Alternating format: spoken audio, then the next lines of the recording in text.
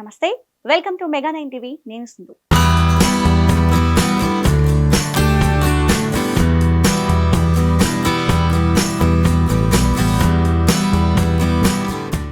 ఇచ్చిన మాట ప్రకారం ఏపీ రాష్ట్ర డిప్యూటీ సీఎం పవన్ కళ్యాణ్ ఉప్పాడ మత్స్యకారులను కలిశారు. కాకినాడ జిల్లా కలెక్టరేట్ లో వారితో మాట్లాడారు. మత్స్యకారుల కష్ట సుఖాలను తెలుసుకున్నారు. వారు తెలియజేసిన ప్రతి సమస్యను, వారి అభిప్రాయాలను డిప్యూటీ సీఎం నోట్ చేసుకున్నారు. అంతేకాదు, అనంతరం ఏర్పాటు చేసిన సభలో పాల్గొని సంచలన వ్యాఖ్యలు చేశారు పవన్. పర్యావరణ పరిరక్షణ విషయంలో మత్స్యకారులకు న్యాయం చేయలేకపోతే తాను రాజకీయాలను వదిలేసి వెళ్లిపోతానన్నారు. పదవి ఉన్నది అందరితో కూర్చొని సమస్య పూర్వకమైన పరిష్కారం కోసమేనన్నారు. తనకు 100 రోజుల సమయం ఇస్తే కాలుష్య నివారణకు ప్రణాళికను సిద్ధం చేస్తానని మత్స్యకారులను కోరారు. ఔషధ పరిశ్రమల వ్యర్థాల వల్ల చేపల వేటలో మత్స్యకారులు ఎదుర్కొంటున్న సమస్యకు 100 రోజుల్లో పరిష్కారం చూపిస్తామని ఉప ముఖ్యమంత్రి పవన్ కళ్యాణ్ ఉప్పాడ మత్స్యకారులకు హామీ ఇచ్చారు. గత ప్రభుత్వంలో పారిశ్రామికవేత్తలను బెదిరించి పరిశ్రమలను తరిమేయబోమని, లోపాలను సరిదిద్దుకోవడానికి అవకాశం ఇస్తామని ఆయన క్లారిటీ ఇచ్చారు. సముద్ర కాలుష్యం జరుగుతున్న ప్రాంతానికి స్వయంగా వెళ్లి పరిశీలించి మత్స్యకారుల సమస్య తెలుసుకుంటామన్నారు. తానే మత్స్యకార వృత్తిపై ఆధారపడి జీవిస్తుంటే ఎలా ఆలోచిస్తానో ఆ విధంగా సమస్య తీవ్రతను అర్థం చేసుకుంటామని చెప్పారు. అభివృద్ధితో పాటు పర్యావరణ పరిరక్షణ జరగాల్సిందేనని, దీనిపై రాజీ పడే ప్రసక్తే లేదన్నారు.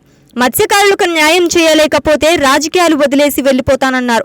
పరిశ్రమల నుంచి ఎంత కాలుష్యం జరుగుతుందో పూర్తి స్థాయిలో ఆడిట్ చేయాలంటే 3 నెలల సమయం పడుతుందన్నారు. మత్స్య సంపదకు నష్టం జరగకుండా, వేటకు ఇబ్బంది లేకుండా పక్కా రోడ్ మ్యాప్ తయారు చేసుకోవడానికి 100 రోజులు గడువు కోరారు. రాష్ట్ర విపత్తు నిర్వహణ సంస్థ మరియు మహాత్మా గాంధీ జాతీయ ఉపాధి హామీ పథకం ద్వారా ఉప్పాడ నుండి కొనపాపపేట వరకు వచ్చే ఈ మన 5,65,00,000 రూపాయలతోటి తీర రక్షణ పనులు చేపడుతున్నాం. దాంట్లో భాగంగా పనులు కొంత ప్రారంభమైనవి. సో ఇది మీ దృష్టి కూడా తీసుకొస్తా ఉన్నాం. అలాగే మనకి మత్స్య సంపద వేరే చోట్లకి వెళ్తున్నాం. వీటన్నిటి గురించి మాట్లాడితే, అలాగే మన కొల్లు రవీంద్ర గారితో మాట్లాడాం. ఆయన ఆధ్వర్యంలో నిన్న ఫిషరీస్ వాళ్ళు మీటింగ్ చేశారు మంత్రివర్యులతోటి. అలాగే రాజోల్ ఎమ్మెల్యే శ్రీ వరప్రసాద్ గారిని కూడా ప్రత్యేకంగా అంతర్వేది మత్స్యకార సమావేశాలతో ఏర్పాటు చేశారు. సోదర భావంతో అక్కడ ఫిష్ ల్యాండింగ్కి అక్కడ మత్స్యకారులందరూ మనకు అంగీకరించారు. ఆ మాట కూడా మనం ముఖ్యంగా ఉప్పాడ మత్స్యకారులకి ఖచ్చితంగా మేము అందిస్తాం. కానీ వాళ్ళ రిక్వెస్ట్ ఏమడుగుతున్నారంటే, ఆ రింగ్ వలలు వేయొద్దు, మాకు పిల్లలు దొరికేస్తారని అంటా ఉన్నారు. దాని మీద కొంత తర్జన భర్జన ఉంది. అది కూడా మీకు తెలియజేస్తాం. అది కూడా పారిశ్రామికవేత్తల్ని బెదిరించి ఎవరైనా సరే, గతంలో కూడా నేను ఏం మాట్లాడానంటే వైసీపీ నాయకులను కూడా లోపలికి రమ్మని చెప్పాం. ఇది కూటమి ప్రభుత్వం అయినప్పటికీ కూడా నేను ఒకటే అడిగాను, ఇది పవన్ కళ్యాణ్ పిఠాపురం నుంచి గెలవటంలో వచ్చిన సమస్య లేదంటే ఉన్న సమస్య అంటే ఇది ఎప్పటి నుంచో ఉన్న సమస్య అని చెప్పారు. నాకు ఆ భరోసా నాకు ఇచ్చారు. నేను సందేహించడానికి అడగల, శంకించడానికి అడగల, మన అసలు ఎలా వచ్చింది మూలం ప్రజలందరికీ తెలియజేయడానికి. సో నేను అన్నీ మాట్లాడితే ఖచ్చితంగా ఈ కాలుష్యం మీరు లేనిపోయిన అభాండాలు మత్స్యకారులు ఎవరు వేయరు. అది నేను అర్థం చేసుకోగలను. 3 రోజుల తర్వాత మళ్ళీ నేను ఒక పడవ తీసుకొని మీరు ఎక్కడైతే వ్యర్థాలు వస్తున్నాయో, ఎక్కడైతే మన మత్స్య సంపద నాశనం అయిపోతుందని మీరు చెప్తున్నారో వాటిలో ఒకసారి నేను వెళ్ళి చూస్తాను. అసలు పొల్యూషన్ ఆడిట్ చేయమన్నాను. అది దివీస్ కావచ్చు, అరబిందో కావచ్చు, డెక్కన్ కావచ్చు, చిన్న చితక పరిశ్రమలు ఏమున్నాయో. అలాగే నిమ్మకాయల చినరాజప్ప గారు కూడా మాట్లాడుతా పెద్దాపురం నుంచి ఆయన కూడా ఏమన్నారంటే, సార్ ఇక్కడ ఇది ఒక్క సమస్య కాదు, దాదాపు 27,000 మంది ప్రత్యేకించి ఒక పరిశ్రమ ఉంది పెద్దాపురంలో. అది కూడా కాలుష్యం కాలువల్లో వదిలేస్తున్నారు. ఆ కాలువలు మనం ఉప్పాడ దాకా వచ్చేస్తున్నాయి, కాకినాడ దాకా వచ్చేస్తున్నాయి. మొత్తం పంట పొలాల్లోకి వెళ్ళిపోతుంది ఆ కాలువ, ఆ నీళ్లు. దానివల్ల అదే భూమిలోకి ఇంకిపోయి అదే మనం ధాన్యం కూడా తింటా ఉన్నాం. దానివల్ల ఒళ్ళు కూడా పారైపోతుంది, క్యాన్సరస్ అవుతుంది అనేది. సో నేను పెట్టుకుంది ఏంటంటే, మనకి చాలా ఈ అభివృద్ధితో పాటు మనకు కావాల్సింది ఖచ్చితంగా పర్యావరణ పరిరక్షణ కావాల్సిందే మనకి. దాంట్లో నేను ఎక్కడ కాంప్రమైజ్ అవ్వట్లేదు. దాన్ని ఎక్కడా కూడా నేను మిమ్మల్ని వంచాలని కూడా నేను ప్రయత్నం చేయట్లా. నాకు మీకు కుదరినప్పుడు నేను రాజకీయాలు వదిలేసి వెళ్ళిపోతాను తప్ప, నేను మీ న్యాయం చేయలేనప్పుడు నేను కూర్చోబెట్టి నాకు నిజంగా మీ గుండెల్లో పెట్టుకున్న అభిమానం కంటే కూడా నేను పదవులుగా నేను ఏం చూడను. కాకపోతే ఈ పదవి ఉన్నది చాలా మందితో కూర్చొని సామరస్యపూర్వకంగా ఎలా పరిష్కారం చేయాలి అన్నదే నా తపన. అలాగే ఉప్పాడ తీరం కోత నివారణకు రక్షణ గోడ నిర్మిస్తానని హామీని నెరవేర్చి తీరుతానన్నారు. దేశంలో ఎక్కడా లేని విధంగా ఏటా 20 నుంచి 25 మీటర్ల కోతకు గురవుతున్న ప్రాంతం ఉప్పాడేనని, ఇక్కడ సమస్యలను కేంద్రం దృష్టికి తీసుకువెళ్లి 323 కోట్లు మంజూరు చేసేలా ఒప్పిస్తున్నానన్నారు. ఈ నెల 14న దీనిపై కేంద్ర గృహ నిర్మాణ శాఖ కార్యదర్శితో సమావేశమవుతా అన్నారు. ఉప్పాడ రక్షణ గోడ, ఉప్పాడ సీ ప్రొటెక్షన్ వల్ల లాస్ట్ టైం మనం ఇక్కడికే వచ్చాం. అలాగే మనకి సెంట్రల్ నుంచి కోస్టల్ రెగ్యులేటరీ జోన్ అథారిటీ వాళ్ళని పిలిపించాం. సో పిలిపించినప్పుడు మనం పంపించిన ప్రతిపాదన 323 కోట్లతోటి రక్షణ గోడ నిర్మాణానికి కేంద్ర ప్రభుత్వం సానుకూలంగా ఉంది. అలాగే దీనికి సంబంధించి ఈ నెల 14వ తారీఖున కేంద్ర గృహశాఖ కార్యదర్శి ఆధ్వర్యంలో ఢిల్లీలో ఈ మీటింగ్ జరగబోతా ఉంది. నేను వారికి ఒకటే తెలియజేశాను, దాదాపు ప్రపంచం మన దేశంలోనే చాలా అరుదుగా ఉండే చోట్ల ముఖ్యంగా ఉప్పాడ తీర ప్రాంతం సంవత్సరానికి 20 నుంచి 25 మీటర్ల కోతకు గురవుతా ఉంది, ఉన్న ఇళ్లు పోతా ఉన్నాయి. అందుకని సీ ప్రొటెక్షన్ వాళ్ళు చాలా అవసరం అని చెప్పి ప్రత్యేకంగా చెప్పడం వల్ల సెంట్రల్ హోమ్ మినిస్ట్రీకి చెప్పడం జరిగింది. ఇది 14న మీటింగ్ జరుగుతారు. ఇది నేను మీకు మాట ఇచ్చాను మొన్న ఎలక్షన్ టైంలో కూడా, ఇప్పటికీ నేను మీకు మాట ఇస్తున్నాను. ఆల్రెడీ 14వ తారీఖు అయితే 323 కోట్ల రూపాయలు కాబట్టి ఇలా చేతిలో మంత్రదండం ఉన్నట్టుగా వెంటనే ఇలా నేను చెప్తే అయ్యేది కాదు. ఇది చాలా లేయర్డ్గా జరుగుద్ది. సో మొదట 2 మీటింగ్లు అయినాయి, ఇప్పుడు 3వ మీటింగ్ జరుగుతూ ఉంది. ఖచ్చితంగా నా నమ్మకం 323 కోట్ల రూపాయలు కేంద్ర ప్రభుత్వం మన సీ ప్రొటెక్షన్ వాళ్ళకి ఇవ్వబడుతుంది.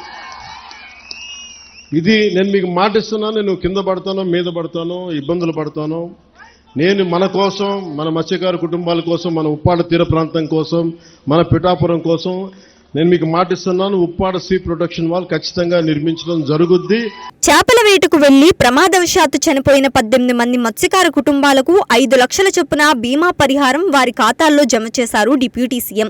మత్స్యకారుల కష్టాల్లో ఎప్పుడూ తోడుంటానని మాటిచ్చారు. కాలుష్యంతో ప్రభావితమవుతున్న వారికి పరిహారం నెలవారీ ఇవ్వగలరా, ఒకేసారి ఇస్తారా అని పరిశ్రమల యాజమాన్యంతో మాట్లాడాల్సి ఉందని తెలిపారు. ఈ విషయం గురించి చర్చించేందుకు 100 రోజుల సమయం కోరుతున్నామన్నారు. సో నా దృష్టికి గత కొన్ని రోజుల క్రితం, దాదాపు 10 రోజుల క్రితం మత్స్యకార సోదరులందరూ ఇక్కడ 4 రోజులు ధర్నాలు చేశారు.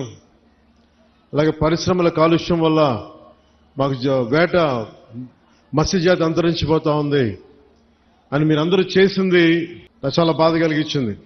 ఎందుకంటే మన జీవనోపాధి మీకు ఇబ్బంది కలుగుతూ ఉంది, ఎలా చేయాలి ఏంటి అనేది వీటి మీద మాట్లాడుతూ వచ్చాం.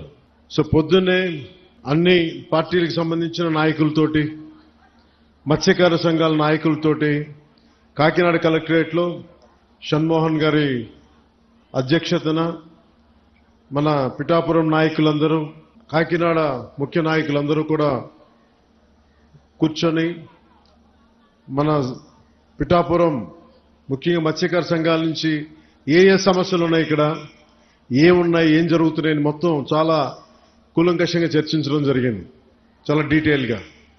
సో ఒకసారి ఏం చేశాం, దాని తాలూకు సారాంశం ఏంటి, మీరు లేవనెత్తిన అంశాలకి మీరు నన్ను అఖండ మెజారిటీతో గెలిపించిన మీ పిఠాపురం ఎమ్మెల్యేగా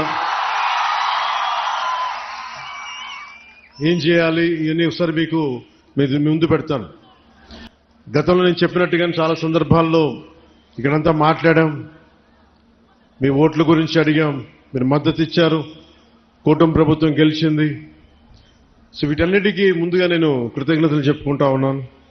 దాదాపు 7,193 మత్స్యకార కుటుంబాలు దీనిని చేపల్ని పట్టడం అనేది ఆధారం చేసుకుని ఉన్నారు. సముద్ర స్వభావాన్ని అంచనా వేసి వేట చేయడం మన మత్స్యకార సోదరుల తాలూకు అపూర్వమైన నైపుణ్యం. అలాంటి మీకు అండగా ఉండటం మా అందరి బాధ్యత. కూటమి ప్రభుత్వం మత్స్యకారుల భరోసా కింద వేట నిషేధ సమయంలో 20,000 భృతిని అందించింది. మీ ప్రతి కష్టంలో నేను ఉన్నాను అని చెప్పడానికే ఈరోజు ఇక్కడ రావడం జరిగింది. యాక్చువల్గా 10వ తారీఖు వస్తానని చెప్పాం. ఒక రోజు ముందుగానే, మధ్యలో ఆరోగ్యం బాగాలేక రాలేకపోయాను, కానీ ఒక రోజు ముందే మీకు ఇచ్చిన డేట్ కంటే కూడా ముందే వచ్చాం. అలాగే మీరు సముద్ర గర్భం నుంచి తీసుకొచ్చే మత్స్య సంపద వేలాది కుటుంబాలకి ఆహార భద్రత, జీవనాధారం అందిస్తుంది. ఈరోజు కాకినాడ జిల్లా కలెక్టరేట్ సమావేశంలో నిర్వహించిన సమావేశంలో మన సమస్యలన్నీ నాకు దృష్టికి తీసుకొచ్చారు. ముఖ్యంగా ఇక్కడ నక్కపల్లి SEZలో కానీ, అటు మనకి తుని మండలంలో, మనకి తుని నియోజకవర్గంలో అక్కడ దివీస్ ఫ్యాక్టరీ కానీ, ఇక్కడ అరవిందో కానీ, మిగతా చిన్న చిన్న పరిశ్రమల నుంచి కాలుష్యాలు వచ్చేస్తున్నాయి, మత్స్య సంపద అంతరించిపోతా ఉంది, మాకు వేట దొరకట్లేదు అంటే ఇదొకటి ముఖ్యమైన సమస్య నాకు ప్రస్తావించాను. 2, ఎక్స్గ్రేషియా సముద్రం వేటకెళ్ళినప్పుడు ప్రాణాలు కోల్పోయిన కాకినాడ జిల్లాకి చెందిన 18 మంది మత్స్యకార సోదర కుటుంబాలకి మా ఎక్స్గ్రేషియా అందలేదని చెప్పారు. వెంటనే ఈ రోజునే నేను స్వయంగా 5 మందికి ఇప్పించాను. మిగతా 13 మందికి, దాదాపు 18 మందికి 5 లక్షల రూపాయల చొప్పున 90 లక్షలు వారికి వెంటనే మంజూరు చేయడం జరిగింది.